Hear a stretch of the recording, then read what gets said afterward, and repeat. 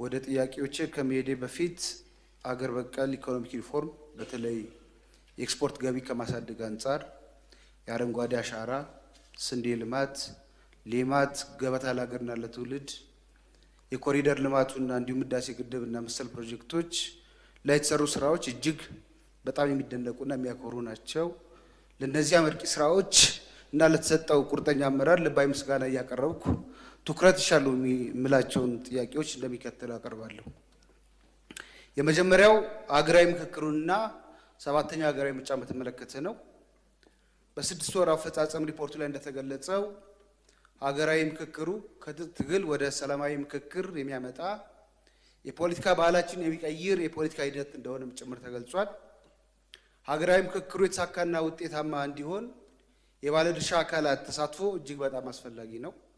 ከዚህ አንጻር በተለይ የትግራይ ክልልን ወደ ምክክር ያልገቡ የተፎካካሪ ፖለቲካ ፓርቲዎችን እና ትጥቅ አንግበው የሚንቀሳቀሱ ኃይሎችን ወደ ምክክሩ ለማስገባት እየሰሩ ያሉ ጥረቶች ቢገለጹ ቢብራሩ። ከዚህ አንጻር ሀገራዊ ምክክር ኮሚሽኑ ከምክር ቤታችን የዲሞክራሲ ቋሚ ኮሚቴ ጋር በትብብር እስከ ትግራይ ክልል ድረስ በመሄድ ጊዜያዊ አስተዳደሩን ቲፒኤልኤፍ አመራሮች በተደጋጋሚ ጥረቶች እንደተደረጉ አውቃለሁ። ግን በዚህ ጥረት ብቻ የተሳካ ሊሆን ስለማይችል በመንግስት በኩል ያለው ጥረት ቢገለጽ ለማለት ነው። ምርጫን በተመለከተ ያው ይታወቃል። ምርጫ ሲደርስ በተለይ በታችኛው አመራር የዲሞክራሲ ምህዳሩን የማጥበብ እጩዎችን፣ ታዛቢዎችን፣ ደጋፊዎችን የማዋከብ፣ የማሰር፣ የሚዲያ ነፃነትን የመጋፋት አዝማሚያዎች ይታያሉ። በተለይ ተፎካካሪ ፓርቲዎች ባሸነፍንባቸው አካባቢዎች ላይ በፓርቲ አመራሮች በመራጩ ህዝብ ላይ የሚደርሰው ሰብአዊ መብት ጥሰት መራጩ ህዝብ ድጋሚ ተፎካካሪ ፓርቲ እጩዎችን እንዳይመርጥ የስነ ልቦና ጫና እየፈጠረ ይገኛል። እነዚህን ችግሮች እልባት እንዲሰጣቸው ጭምር በተደጋጋሚ ለብሔራዊ ምርጫ ቦርድ አቤት ብለናል። ምርጫ ቦርድም ከፖለቲካ ፓርቲዎች ጋር ምክር ቤት ከገዢው ፓርቲ ከፍተኛ አመራር እየመደበ ሶስትዮሽ ኮሚቴ እያዋቀረ ችግሮችን በውይይት ለመፍታት ጥረቶች ተደርገዋል። አሁንም ግን በዘላቂነት አልተፈቱም።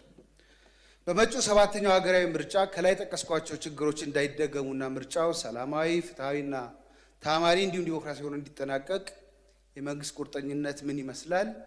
ምን ዝግጅት እየተደረገ ይገኛል? በተለይ ዘላቂ ሰላምን ከማጽናትና የዲሞክራሲ ምህዳሩን ለፖለቲካ ፓርቲዎች ምቹ ከማድረግ አንጻር። ሁለተኛ ሰላምን ስራዎችን በተመለከተ ነው። በሀገራችን ሰላምን ለማጽናት ዘርፈ ብዙ ስራዎች እየተሰሩ እንደሆነና ተጨባጭ ለውጦችም እየመጡ እንደሆነ ይታወቃል። ነገር ግን አሁንም ዘላቂ ሰላም ለማስፈን የተረጋጋ የፖለቲካ ስርዓት መገንባት፣ የውይይት ባህልን ማሳደግ፣ የመድብለ ፓርቲ ዲሞክራሲ ማዳበርና ማስፋት ይጠበቃል።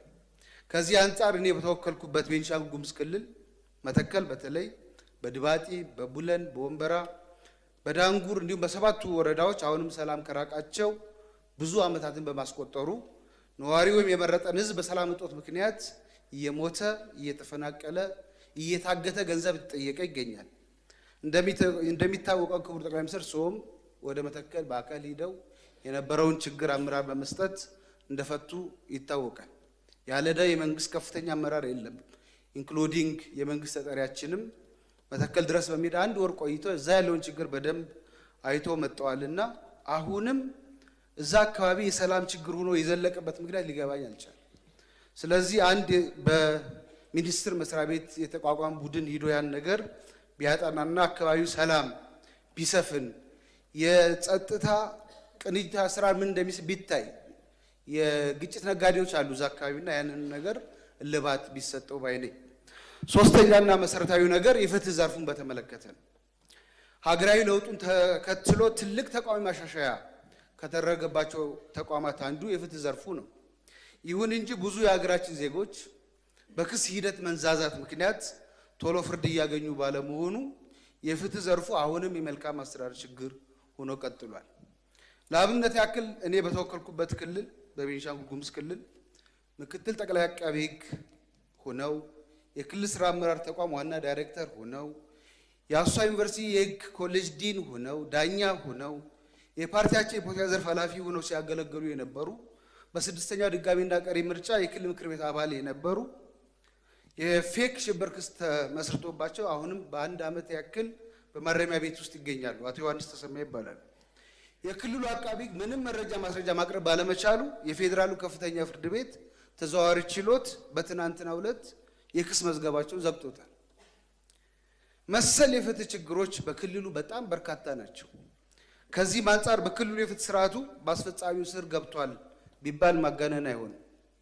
ስራ አስፈጻሚው እሰሩ ሲል የሚያስር ፍቱ ሲል የሚፈታ የፍትህ ስርዓት ይዘን ስለ ህግ የበላይነት መናገር ይከብደናል። ሌሎችም በተመሳሳይ እንዲህ አይነት ጉዳይ ያለባቸው በጠቅላይ ፍርድ ቤት ነፃ የተለቀቁ ግን አየር ላይ አዲስ ወንጀል ኩክ ተደርጎ እየተከሰሱ ከማረሚያ ቤት ይወጣሉ ተብሎ ሲጠበቅ መልሶ እስር ቤት የሚማቅቁ ብዙ ዜጎች አሉና ክቡር ጠቅላይ ሚኒስትር የህግ የበላይነትን ማስፈን የመልካም አስተዳደር ችግሮችንም ለመፍታት የመድብለ ፓርቲ ዲሞክራሲንም ለማሳደግ መጪው ምርጫም ነፃና ፍትሃዊ ለማድረግ እጅግ በጣም መሰረታዊ ጉዳይ ስለሆነ ይህንን ችግር ለመፍታት በመንግስት በኩል እየሰሩ ያሉ ስራዎች ካሉ ቢብራሩ። በስተመጨረሻም የመሰረተ ልማትን በተመለከተ ነው። ያው እንደሚታወቀው መሰረተ ልማት አስፈላጊ ነው። በተደጋጋሚ እዚህ ምክር ቤትም አንስተናል። ቤንሻንጉል ጉሙዝ የመንገድ የመብራትና የንጹህ መጠጥ ውሃ ችግሮች አሉ። እርሱ አሁን አሱሳ ሊሄድ ቢሉ እዛ አንድ ቀን የሚያድሩበት ሆቴል ያለ አይመስለኝም። የአሜሪካው ፕሬዝዳንት ያ ትልቁ ግድብ ያ ውሃ የሚያቆመው ልይ ብለው ቢመጡ እዛ ማረፍ የሚችሉበት ትልቅ ሆቴል የለም። ስለዚህ እኛ ቤንሻንጉሎች ምዕራቦች አንድ ገበታ ለሀገር ወይም ለትውልድ ፕሮጀክት እንፈልጋለን፣ ወይም አንድ ግብርና ማቀነባበሪያ ኢንዱስትሪ ፓርክ እንዲሰራልን እየጠየቁ ሰላም ለኢትዮጵያ እመኛለሁ። አመሰግናለሁ።